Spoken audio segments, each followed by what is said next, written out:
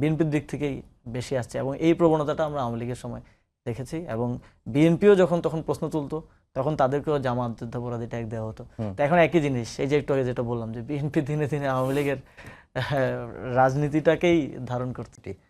তো আমার এই আলোচনায় অনেকে এসে যেটি বলেন যে এখন জামাত আর এনসিপিকে আসলে আলাদা করে করা যায় না, বা তাদের কর্মসূচি, তাদের কথাবার্তা সবকিছু মিলে আলাদা করাটা ডিফিকাল্ট। মানে কিভাবে বুঝবো যে জামাতের বক্তব্য এটা, এনসিপির বক্তব্য এটা?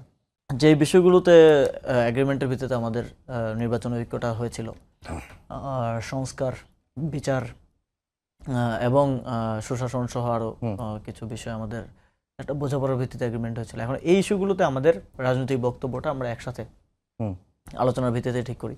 আমাদের 11 দলীয় ঐক্যের আমাদের সমন্বয় সভা হয়, মিটিং হয়, এবং সংসদেও আমাদের যে প্রতিনিধিরা আছেন তারা একসাথে বসে সংসদ অধিবেশনের আগে এবং পরে রিভিউ করেন, আলোচনা করেন, এবং যেই বিষয়গুলোতে আমরা যে কর্মসূচিগুলোতে আমরা একমত, সেই কর্মসূচিগুলো নিয়ে একই সিদ্ধান্ত এবং একই বক্তব্য থাকে। সেখানে কোনো পার্থক্য বা সেখানে তো ভিন্নতা রাখার কোনো প্রয়োজনীয়তাও নাই, একসাথে বসে যেহেতু আমরা সিদ্ধান্ত নিচ্ছি।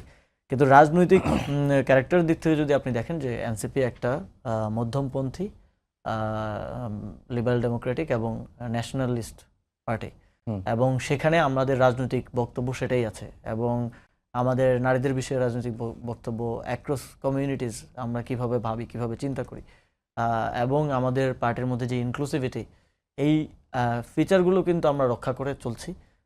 এবং আমরা আমাদের আদর্শগত জায়গা থেকে তো আমার মনে হয় আরও যে আমাদের যে আদর্শিক জায়গা, আমরা একটা মধ্যমপন্থী রাজনৈতিক দল, আমরা ন্যাশনালিজমের কথা বলি, আমরা নিজেদেরকে সেন্টারে পজিশন করি, সেন্টারটা রাইট লেফট এটা টিল্ট করে। এটা খালেদা জিয়া একবার বলেছিলেন যে ডানের বামে, বামের ডানে। তো আমরা অনেকটা এরকম। তো আমি তো দেখছি যে আদর্শিক দিক থেকে আমাদের মানে মিলটা আছে বেশি বিএনপির সাথে, জামাতের থেকেও, যদি আদর্শিকভাবে আমি এনসিপিকে পজিশন করতে চাই। তারপরে এই আলোচনাটা বারবার আসার একটা কারণ আছে, আসার একটা প্রবণতা আমরা আওয়ামী লীগের সময় দেখেছি, যে কেউ যে কোনো বিষয় নিয়ে প্রশ্ন তুললেই তাকে জামাত শিবির ট্যাগ দেওয়া হতো। আমরা ক্যাম্পাসে স্টুডেন্ট পলিটিক্সের সাথে ছিলাম, অ্যাক্টিভিজমে ছিলাম, কাউকে নির্যাতন করা হচ্ছে, আমি ফেসবুকে একটা পোস্ট লিখেছি বা কোথাও একটা বক্তব্য দিয়েছি, এটার বিরুদ্ধে আমাকে শিবির ট্যাগ করা হতো।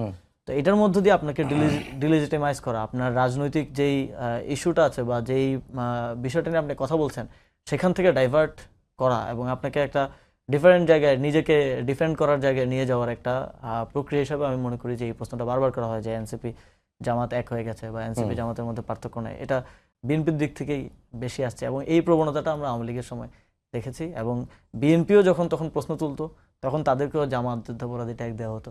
তো এখন একই জিনিস, এই যে একটু আগে যেটা বললাম, যে বিএনপি দিনে দিনে আওয়ামী লীগের রাজনীতিটাকেই ধারণ করতে